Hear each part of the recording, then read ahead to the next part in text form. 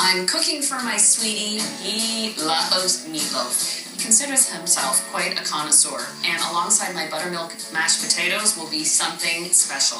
I've got half a pound of cremini mushrooms, which are a lot like a button mushroom, that they've got a density to them that's really nice, so it kind of holds in flavor and doesn't let out too much water. And I'm going to puree my onion and mushrooms together. This is actually what's called a duxelle, a finely cooked and finely minced mushroom paste worked in with the meat. Oh, it's going to be delicious.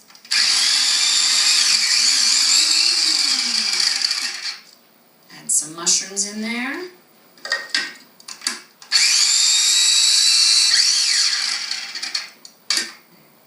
Get this cooking while I puree the rest of the mushrooms.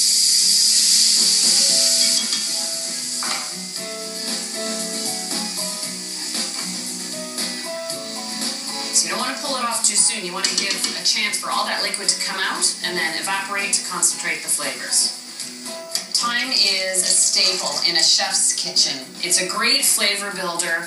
It doesn't outweigh or overpower other flavors, but it really sort of wakes them up and brings them to life.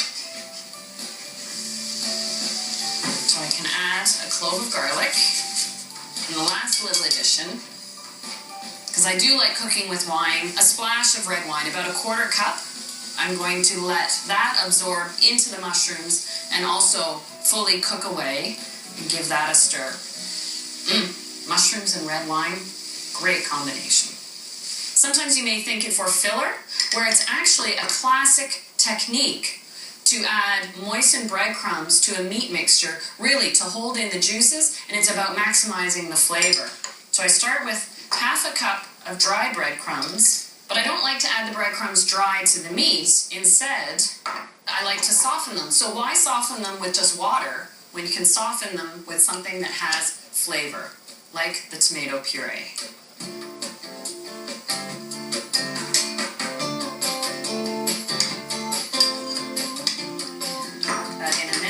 Let the tomato paste soak into the breadcrumbs. My mushrooms are done.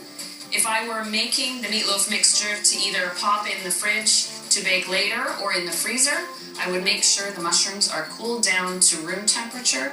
But right now, I'm just going to quickly cool them down on a plate by spreading them out. I've got 3/4 of a pound each of ground pork and ground beef. Really, you can use all beef if you wish, or any combination, but I like the balance of the two. Because I can't taste the meatloaf before it goes in the oven, I do know that 3/4 of a teaspoon of salt is the perfect amount of seasoning for me, and a good bit of pepper. I also add a single egg to the mixture. Add my slightly cooled mushrooms, but they're still a bit warm. This now thickened tomato breadcrumb mixture. I've preheated the oven to 350, and I've decided instead of making a traditional single meatloaf, which this recipe would bake into, I'm going to bake it into 8 mini loaves. That way they'll freeze well, great for taking for lunch the next day, but also it cuts the cooking time in half.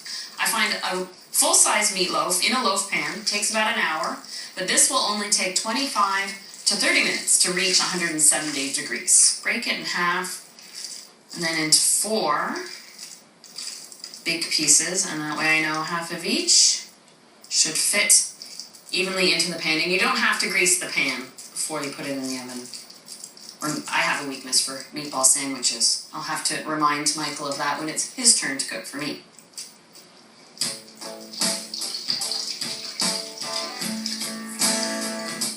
And now these are ready to go in the oven. Half an hour later, I'll pull them out, and that leaves me enough time to work on my buttermilk mashed potatoes. It smells good already.